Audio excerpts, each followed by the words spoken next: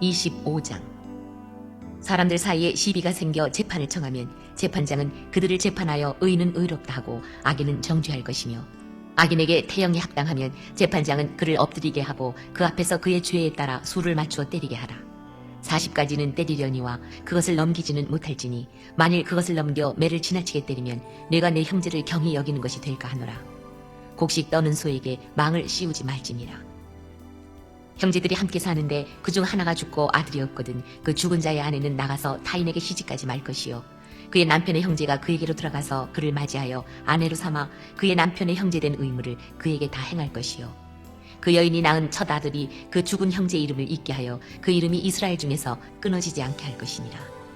그러나 그 사람이 만일 그 형제의 아내 맞이하기를 즐겨하지 아니하면 그 형제의 아내는 그 성문으로 장로들에게 나가서 말하기를, 내 남편의 형제가 그의 형제 이름을 이스라엘 중에 잊기를 싫어하여 남편의 형제된 의무를 내게 행하지 아니하나이다 할 것이요, 그 성읍 장로들은 그를 불러다가 말할 것이며, 그가 이미 정한 뜻대로 말하기를 내가 그 여자를 맞이하기를 즐겨하지 아니하노라 하면 그의 형제의 아내가 장로들 앞에서 그에게 나아가서 그의 발에서 신을 벗기고 그의 얼굴에 침을 뱉으며 이르기를, 그의 형제의 집을 세우기를 즐겨 아니하는 자에게는 이같이 할 것이라 하고, 이스라엘 중에서 그 이름을 신벗김 받은 자의 집이라 부를 것이니라. 두 사람이 서로 싸울 때에 한 사람의 아내가 그 치는 자의 손에서 그의 남편을 구하려 하여 가까이 가서 손을 벌려 그 사람의 음낭을 잡거든 너는 그 여인의 손을 찍어버릴 것이고 내 눈이 그를 불쌍히 여기지 말지니라. 너는 내 주머니에 두 종류의 저울추 곧 큰 것과 작은 것을 넣지 말 것이며, 내 집에 두 종류의 돼 곧 큰 것과 작은 것을 두지 말 것이요, 오직 온전하고 공정한 저울추를 두며 온전하고 공정한 궤를 둘 것이라. 그리하면 내 하나님 여호와께서 내게 주시는 땅에서 내 날이 길리라. 이런 일들을 행하는 모든 자, 악을 행하는 모든 자는 내 하나님 여호와께 가증하니라. 너희는 애굽에서 나오는 길에 아말렉이 내게 행한 일을 기억하라. 곧 그들이 너를 길에서 만나 내가 피곤할 때에 내 뒤에 떨어진 약한 자들을 쳤고 하나님을 두려워하지 아니하였느니라. 그러므로 내 하나님 여호와께서 내게 기업으로 주어 차지하게 하시는 땅에서 내 하나님 여호와께서 사방에 있는 모든 적군으로부터 내게 안식을 주실 때에 너는 천하에서 아말렉에 대한 기억을 지워버리라. 너는 잊지 말지니라. 샬롬, 주님의 은혜와 평화가 함께하는 복된 하루 되기를 축복합니다. 신명기 25장도 하나님께서 긍휼과 자비를 베푸시는 교훈입니다. 종합하면 사랑의 권고와 불의의 법칙입니다. 죄의 값은 형벌인데 자비를 베풀어 죄를 범하지 않도록, 또는 죄를 회개하여 바로 살도록 교훈하고 계십니다. 태형법에 대하여 먼저 소개합니다. 사람과 사람 사이에 시비가 생겨서 재판장이 재판을 하여 각기 판결을 내릴 것입니다. 그러나 유죄자에게 태형으로 벌함에 대한 규칙입니다. 죄의 경중을 따라서 때리게 하되 40번 이상은 때리지 못하게 한 것입니다. 이것도 인권을 옹호하는 제도의 하나입니다. 형벌 가벌자가 자기 혈기를 동하기 쉽기 때문에 회수를 제한한 것입니다. 태형은 육신적으로 당하기 때문에 중벌인 반면에 물질로 보상하거나 벌금을 내지 않으므로 가난한 자에게 도리어 가벼운 벌이라고도 할 수 있습니다. 4절에는 가축에 대하여도 공정하게 처리할 것을 얘기합니다. 곡식을 떠는 소의 입에 망을 씌우지 말라고 하여 먹도록 하였습니다. 바울은 이 뜻을 응용하여 주의 일꾼들을 잘 대접하라고 고린도전서 9장에는 교훈하고 있습니다. 자, 가정혈통계승법입니다. 아들이 없이 죽은 형제를 이유하여 그 혈육을 계승시키기 위하여 형제 중에서 그 형수나 제수를 취하여 아들을 얻어 고인의 혈통이 끊어지지 않게 하는 법입니다.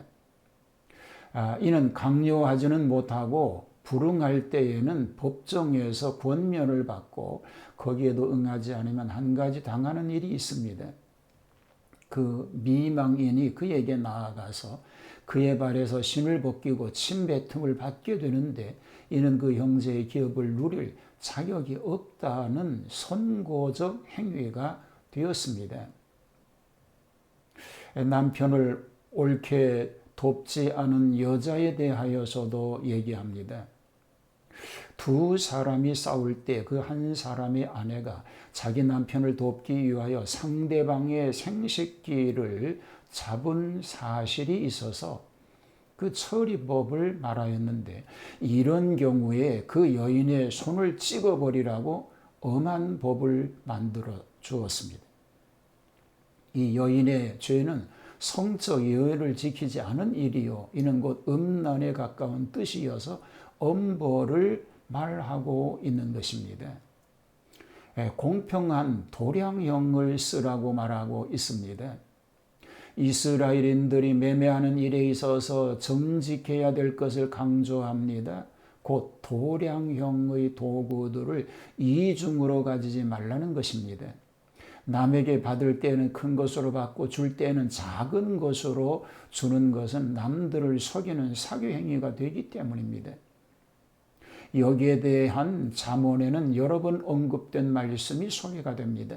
이런 사기적인 상거래는 그 옛날부터 있었던 일이요 오늘에도 장사하는 사람들이 쓰는 상투 수단이 되고 있습니다.